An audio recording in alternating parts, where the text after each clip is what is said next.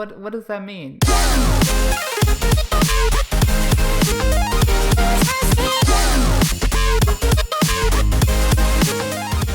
Hello everyone and welcome back to a special presentation of Anime Club After Dark. With me tonight I have our Chivalry of Shota's Shotaro. It's lit. And tonight we are going to be talking about episode 10 of Vinland Saga.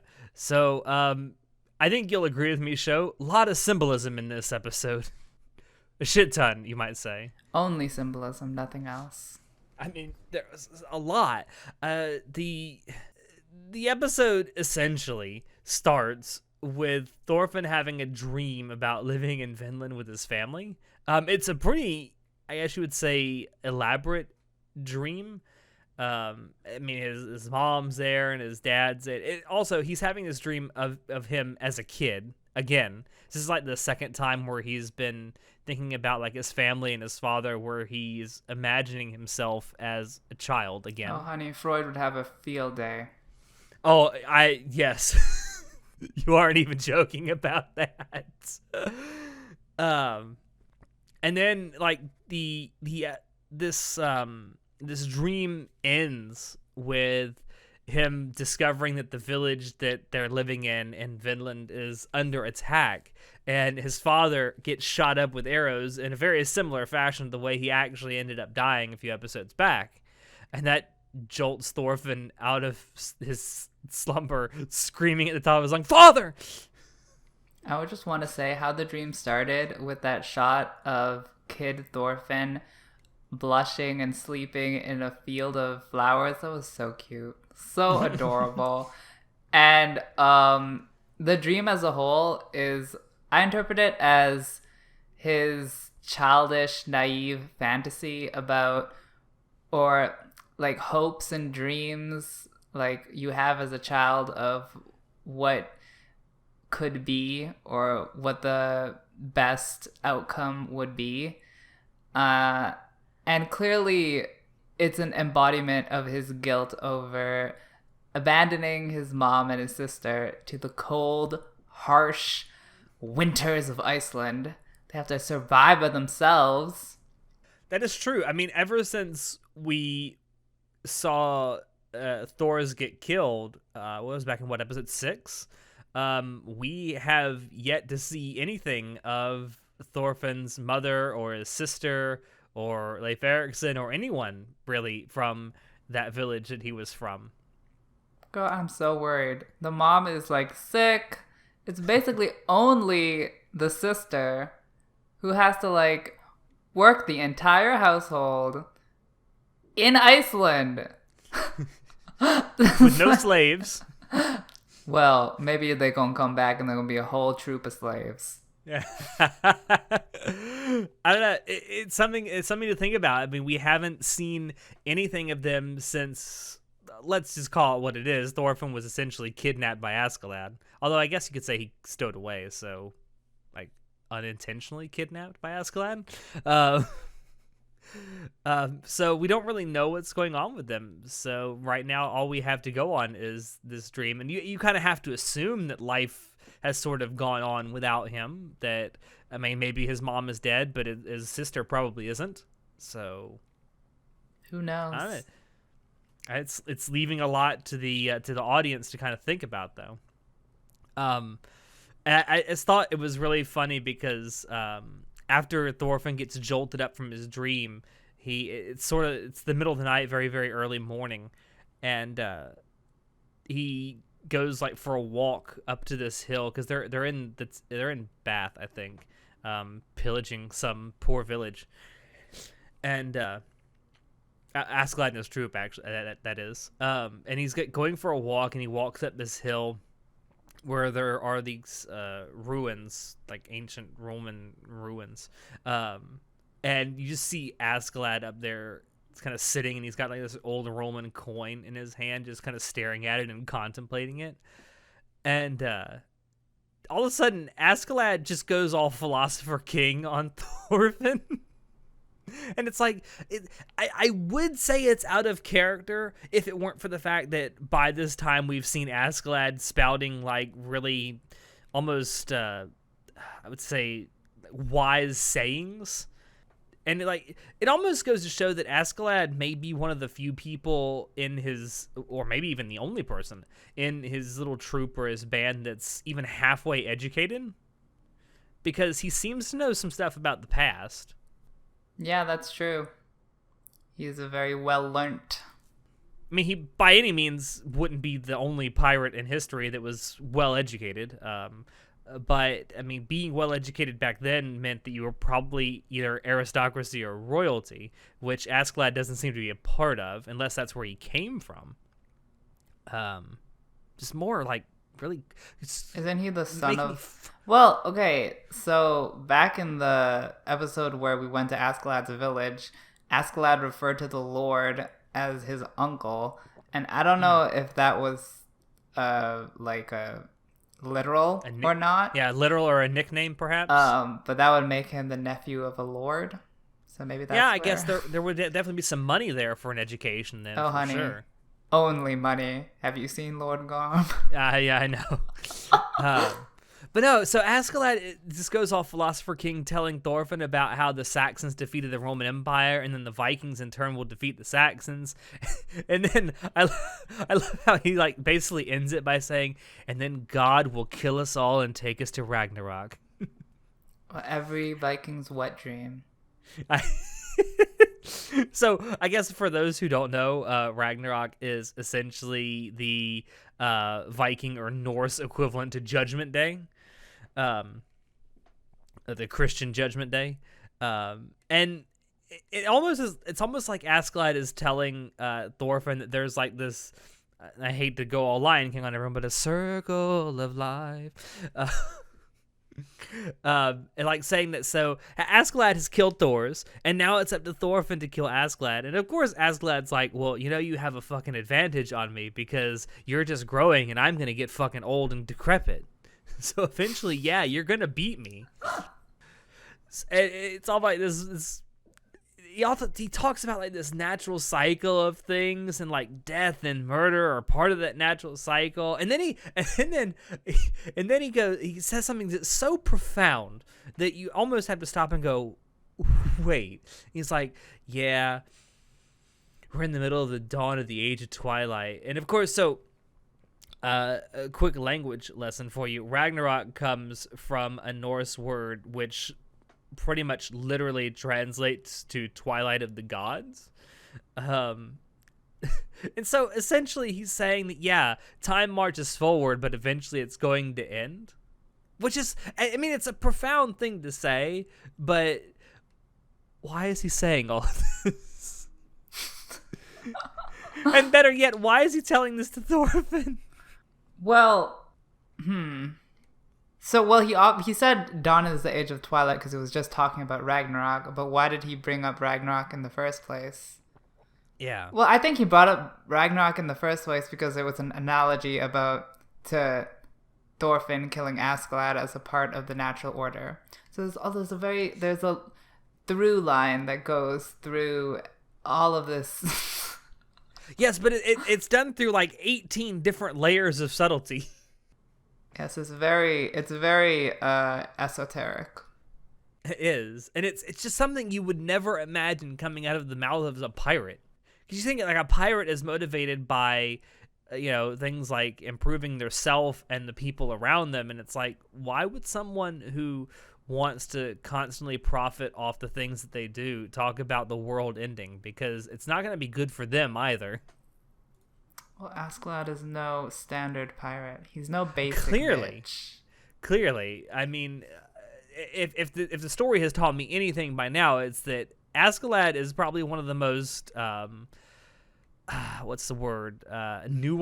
characters in the story, perhaps. Definitely. I'm really interested to see what happens with his character arc going forward because of these things. But he does bring up some really good points in this speech that he's giving Thorfinn. Mainly that conflict brings progress, which in the march of human history has shown to be true over and over and over again. I mean, hell, if it weren't for our conflict, we never would have went to the moon. And I think that idea of conflict brings progress is true both on a technological level, obviously, but also on a societal level, because it forces people to reconcile the fact that, hey, why are we fighting, and is it even worth it? Well, ASCAD didn't actually say anything about conflict bringing progress. I just wrote that down because that's how I interpret what he said, dawn in the age of twilight, what that means. That's what I thought he meant by it too. What? I had to stretch my brain to think of that. I may Wait, not have put it in such... Why does that mean that? What, the conflict brings progress? Why does dawn in the age of twilight mean conflict brings progress? I'm trying to think of the best way I can word this. Well, okay, so he believes that like Ragnarok is going to be like the end times, allegedly, and that's obviously going to be a time of conflict. But whatever comes on the other side of that would probably be interpreted as progress. Sure. I don't know. I know he also makes a reference to the idea of the Christian Judgment Day, which is very, very similar to the Norse idea of Ragnarok. And in like the Christian Judgment Day, it isn't necessarily the end of the world. It's just it's basically a rapture of people that actually believe. Like the world still goes on after Judgment Day. It's just God is supposed to come down and take everyone worthy to heaven and then just fuck off with everyone else. I see. Interesting.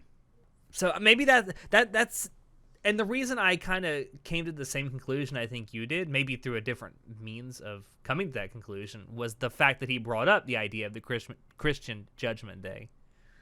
It's that it is an ending in a sense, but it's also a new beginning. I see.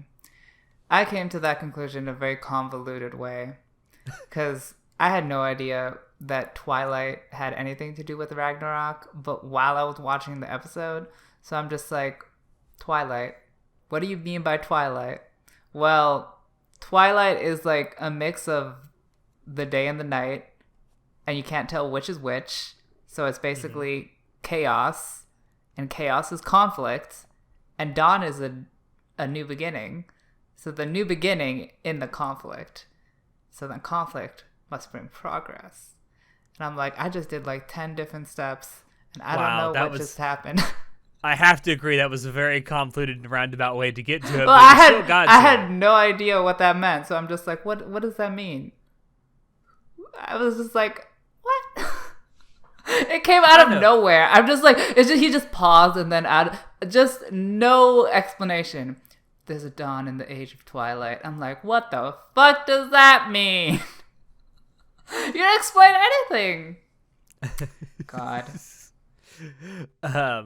No, so I also want to take this opportunity to say, so during this whole scene where Askeladd and Thorfinn are talking, there are lots of gratuitous shots of the English countryside, and it looks vaguely similar to the fields that are from Vinland that are in Thorfinn's dream, and Thorfinn himself kind of makes that connection sort of in his own head.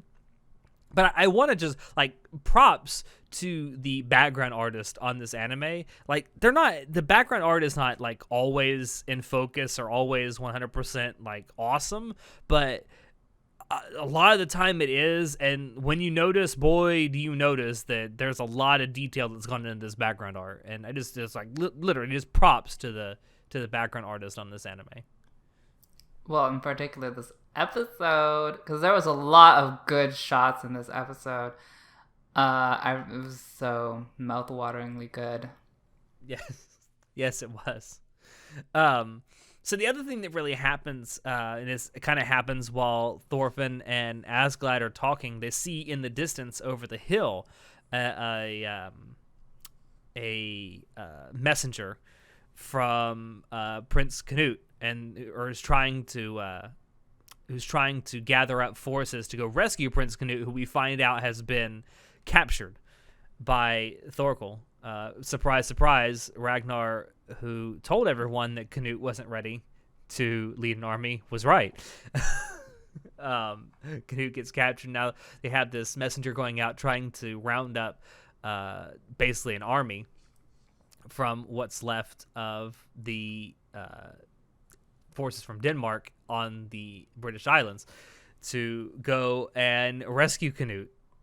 And this leads to a really interesting series of like a really interesting conversation and a really interesting series of shots at the end of this episode.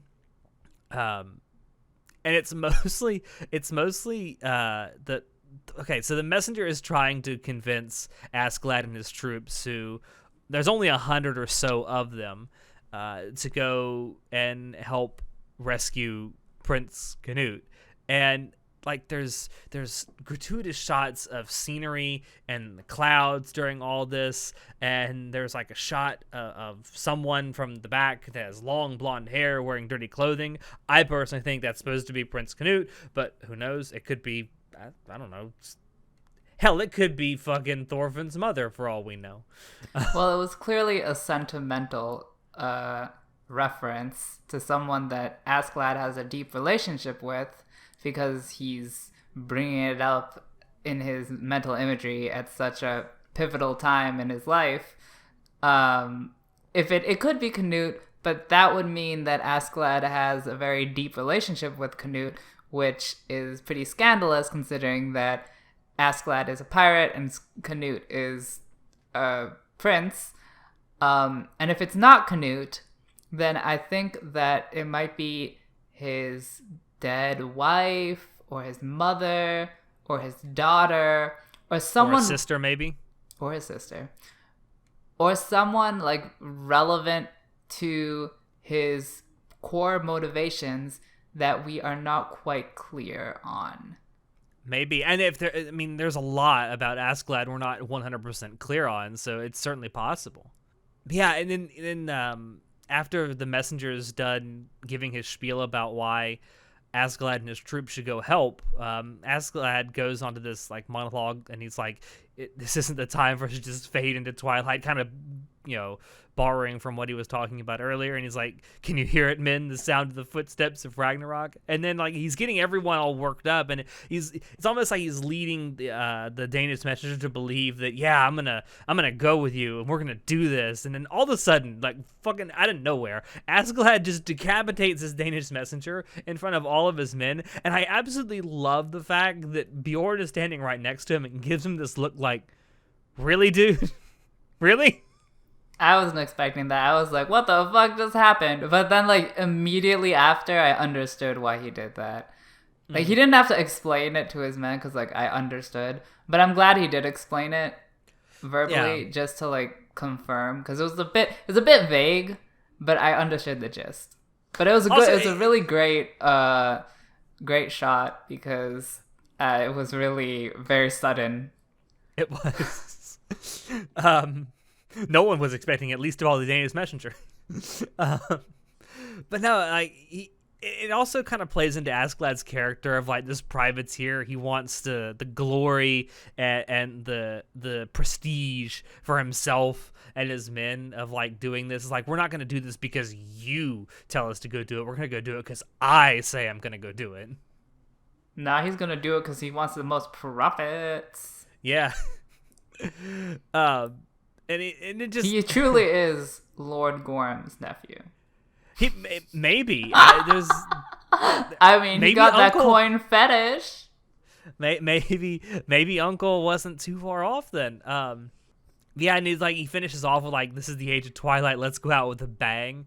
And then of course like the finishing shot is Askeladd's troop is cheering as like a literal dawn breaks over the ruins on that hill that they were standing on earlier from the Roman Empire. So like the symbology behind that is like phenomenal, because you think like the Roman Empire has already fallen by this time. It's been gone for a few hundred years. And you see basically like a literal dawn breaking over something that's already crumbled, and it's like, well, it's still here after all this time and people still talk about it, so why can't we just go ahead and make a new future of our own? That's not how I interpreted it. It's more like what we've been talking about, how you murder someone to get the goods, No, but like, you have a war and you defeat a people to start a new story.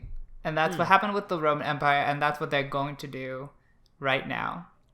True. It's certainly what happened when the Saxons drove the Roman Empire out of Great Britain. It's a great symbol that applies to the situation, but it's also like the shot is very like bright and optimistic. It almost makes me feel like that's not gonna be what happens. They ain't gonna be a dawn. They're gonna be a fucking I don't know, Black Night of death where nobody survives. It's also worth mentioning that there's another another similarity between the Saxon versus Roman Empire thing and with Askeladd versus Thorkel, or what he's going to go do. So we're told that Askeladd has about 100 men and Thorkel has about 500. And it's worth mentioning that when the Saxons drove the Romans out of Great Britain, the Saxons were vastly outnumbered by the Romans, but they still beat them back. So it's shown through the Saxon reconquest of Great Britain that you can do it while being outnumbered. Speaking of which, how is he going to do it? I have a feeling that Thorfinn's going to be involved somehow. Thorfinn is going to be thrown around like a grenade. He is the holy hand grenade of Antioch at this point. I don't know. It'll be really interesting to see how it goes. I'm really hoping he isn't just used like a slingshot anymore. That'd be nice. I don't know. It's going to be interesting to watch. With the comparison between Askeladd and the Saxons, it'll be fun to watch because they're clearly outnumbered. So they have to use superior strategy and not brute force to get the job done. Yep. And that's it. That's where episode 10 leaves off. I'm really excited to see where we go from here. How about you? Yeah, I want to see how Askeladd's gonna pull it off. And I feel like Askeladd, you said this before the podcast, but I feel like there's been a lot of death flags for Askeladd, so I want to see him have a painful and death where he screams for his mom and then he gets decapitated. No, but I want to see if he dies, and I want to see who the blonde person was in the little flashback question mark that Askeladd had. There's so many questions. How disappointed are you going to be if it's Canute? Honey, I've seen that porn. On that note, thank you out there for dropping in to listen to us. We hope you enjoyed it because we always enjoy bringing this stuff to you. If you want to check out previous episodes of the podcast, you can find us on YouTube, SoundCloud, iTunes, and Spotify. If you want to keep up with what we're doing, you can join us on Discord, Facebook, Twitter, and our website. Shoot us an email if you have any questions or if you have ideas for topics you would like for us to talk about in the future. Links to all these things will be down below in the description. As always, I have been your host, Alex, and I will see you next time. Say goodnight, show. I'd let Askeladd break my dawn.